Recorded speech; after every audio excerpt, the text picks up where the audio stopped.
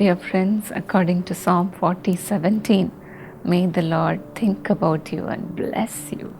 मेरे प्रिय मित्रों, परमेश्वर भजन संहिता 40:17 के अनुसार आपके बारे में विचार करे और आपको आशीष दे। Here David says, I am poor and needy. May the Lord think of me. यहाँ दाऊद कहता है, मैं तो दीन और दरिद्र हूँ, तो भी प्रभु मेरी चिंता करता है। तू मेरा सहायक और छुड़ाने वाला है। हे मेरे परमेश्वर, विलंब ना कर। Dear friends, we many times say we are so needy and poor.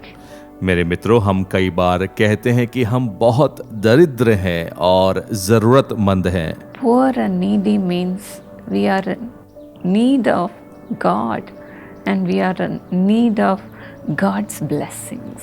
दीन और दरिद्र होने का मतलब है कि हमें परमेश्वर की आवश्यकता है और उसकी आशीषों की जरूरत है। In Psalm 46:1, David said, God is our refuge and strength, a very present help in trouble.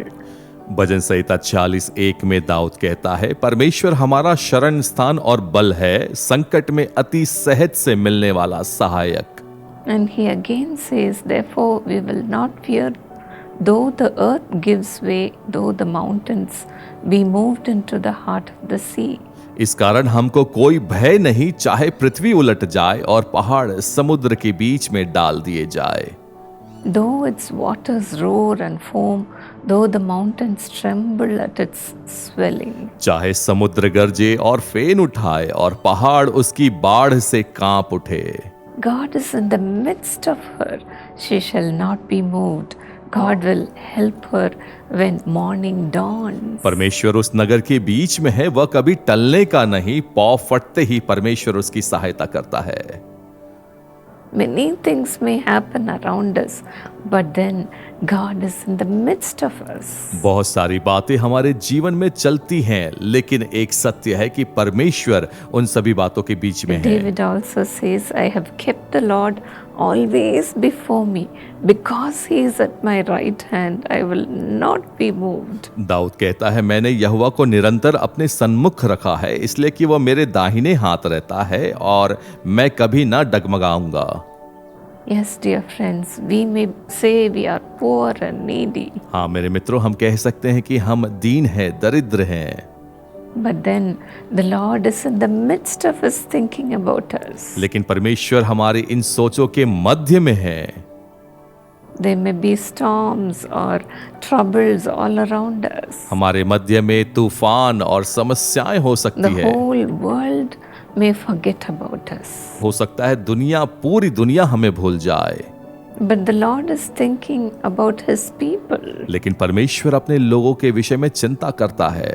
That too, He thinks about His humble ones. वह अपने दीन नम्र लोगों के विषय में चिंता करता है। When things go wrong on our side, even at that time we may humble before God and cry out for Him, for His presence to be with us. और यहाँ तक कि जब चीजें गलत भी हो जाए, हम उसके सन्मुख दीन होकर आकर पुकार सकते हैं उसके सहायता के The लिए। Lord thinks those humble ones. परमेश्वर उनकी चिंता करता है जो दीन है।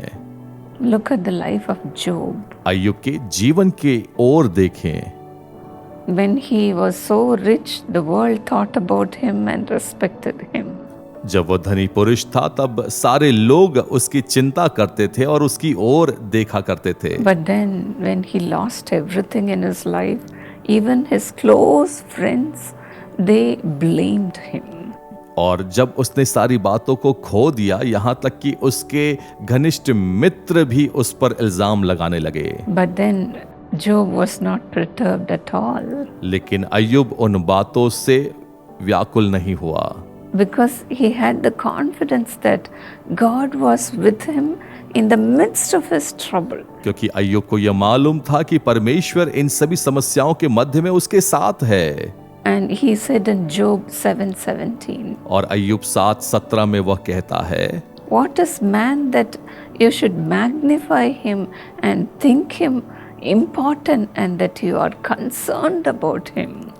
मनुष्य क्या है कि तू उसे महत्व दे और अपना मन उस पर लगाए।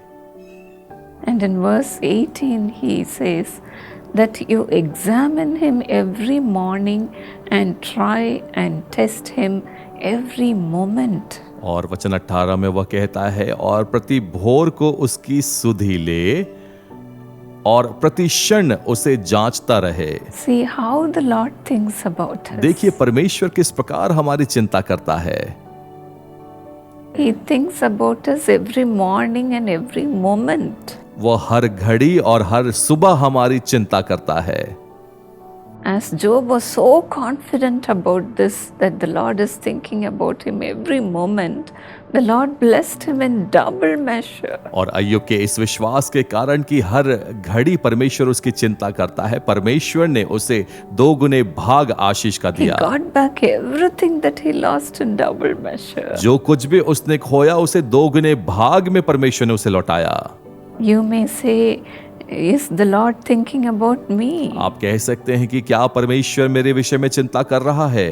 You may even be watching this program from a faraway place. हो सकता है आप इस कार्यक्रम को बहुत दूर से देख रहे हैं, But then God is thinking about you, dear friend. लेकिन परमेश्वर आपके विषय में चिंता कर रहा है प्रिय मित्र। Wherever you are, जहां कहीं भी आप हैं, God knows. परमेश्वर जानता है। Whatever you're going through, God knows. जो कुछ भी आप सह रहे हैं परमेश्वर जानता है। Jacob also said in Genesis 32:10, उत्पत्ति 32:10 में भी याकूब ने कहा, he said to the Lord, I am unworthy of all the kindness and faithfulness the Lord has shown to his servant. तूने जो जो काम अपनी करुणा और सच्चाई से अपने दास के लिए किए हैं, ऐसे कामों से मैं एक के भी योग्य नहीं I had हूँ। only my staff when I crossed this Jordan River. जब मैंने यरदन नदी को पार किया मेरे पास सिर्फ ये छड़ी ही थी, But now I have become 2 camps. लेकिन अब मेरे पास 2 खेमे हैं।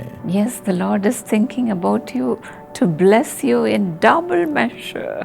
हाँ मित्रों, परमेश्वर आपके बारे में चिंता करता है ताकि आपको 2 गुना आशीष दे। Today you may have nothing in your hand. हो सकता है आज आपके हाथ में कुछ भी नहीं है, The Lord is thinking about you to bless you in double measure. लेकिन परमेश्वर आज आपके विषय में चिंता करता है कि आपके जीवन में 2 गुने आशीष को उंडेले। His thoughts are higher than our thoughts. उसकी सोच हमारी सोच से ऊपर है। Yes, dear friends, today expect double portion of God's blessing in your life. हाँ मित्रों, आज अपने जीवन में आशा रखें परमेश्वर के 2 गुने आशीष के लिए। Father, let your hand come upon them to bless them in double measure. पिता, आपका हाथ उनके जीवन पर उतर आए ताकि 2 गुने आशीष से आप उन्हें आशीषित करें। For all the shame they have gone through in their life, let them have double portion of honor. पिता, जिस भी शर्मिंदगी से वो होकर गुजरे हैं उसके बदले में उन्हें 2 गुने भाग का आदर मिलने Double पाए। portion of praise. 2 गुना आदर, Double portion of blessing, Lord. आशीष का 2 गुना भाग परमेश्वर। As the Bible says, those who look upon the Lord will not be ashamed. जैसा बाइबल कहती है कि जितनों ने तेरी ओर दृष्टि की उनके मुंह कभी काले नहीं हुए। Father, today change all their shame into blessing, oh God. पिता, आज उनकी हर एक शर्मिंदगी को आशीष में बदल दीजिए। Their curses into blessings, oh God. उनके श्राप आशीष में बदल जाए परमेश्वर। Let everything come upon them in double measure. आज सब कुछ उनके जीवन में 2 गुने भाग में उतर आए। Surely there is a reward for the righteous. हाँ, धर्मी के लिए निश्चय प्रतिफल है। Lord, think about these righteous people and bless them and reward them, oh God. पिता, इनके विषय में सोचें, इनके विषय में चिंता करें, इन्हें आशीषित करें और इन्हें प्रतिफल दे परमेश्वर। Lord, let others look at their blessings and turn towards you. पिता, इनकी आशीषों को देखकर दूसरे लोग तेरी ओर फिरने पाए। Thank you, Lord, for your hand is coming upon them heavily right now. धन्यवाद परमेश्वर कि आपका सामर्थ्य हाथ उनके ऊपर में जोरों से आ रहा है। Let your children have open heaven. पिता, आपके बच्चों के लिए स्वर्ग खुल जाए। Thank you, Lord, for blessing them. Thank you, Lord, for pouring out your blessings upon your children. धन्यवाद यीशु ने आशीषित करने के लिए, धन्यवाद अपनी आशीषों को उंडेलने के लिए, In Jesus' name. यीशु के नाम में। God bless you, dear friends. प्रिय मित्रों, परमेश्वर आपको आशीषित करे। Remember that God is always thinking about you. याद रखें कि परमेश्वर हर वक्त आपकी चिंता कर रहा है।